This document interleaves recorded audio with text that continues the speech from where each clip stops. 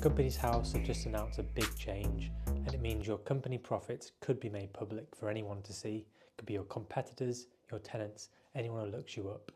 In this video, I'll explain what's actually changing, what it means if you own UK property through a limited company, and the one part most people are getting wrong. Let me explain.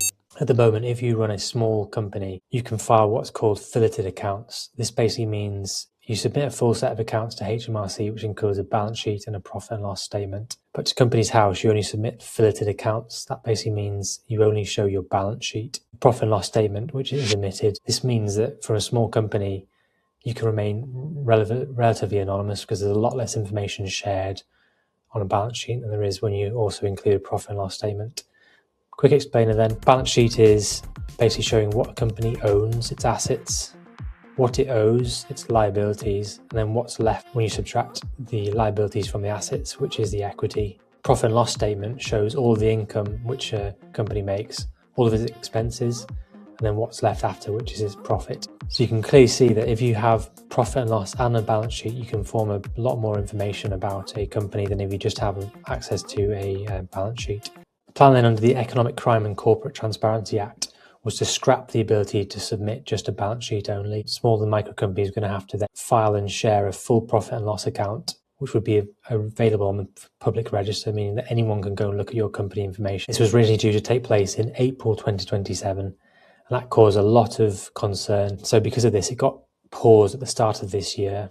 And then for a while, nobody knew exactly what was happening until Companies House have recently in June published this updated information. And here are the key takeaways from it, which I'm going to summarize then. First point then is it's been delayed. So rather than being rolled out in 2027, it's now going to take impact from April 2028. So you've got an extra year to think about it.